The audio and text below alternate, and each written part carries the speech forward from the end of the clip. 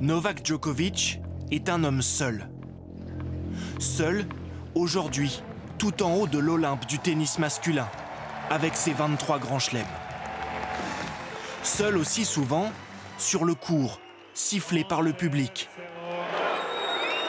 à qui il répond par des provocations.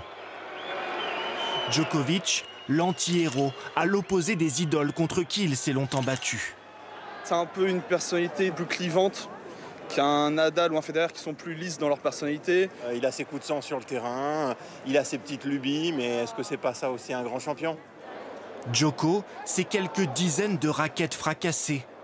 Une juge de ligne presque assommée après un coup de sang du Serbe à l'US Open 2020. Et des arbitres parfois exaspérés par ses réclamations.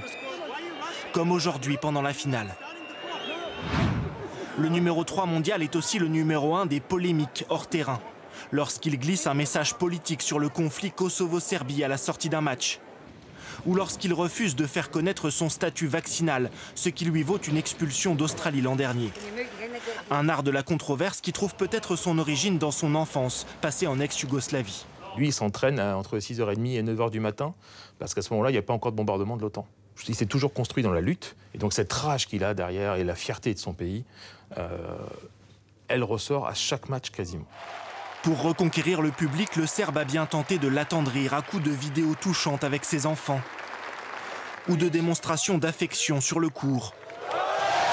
À Roland, il a bien reçu une ovation du Central en 2015, après sa défaite en finale contre Wawrinka.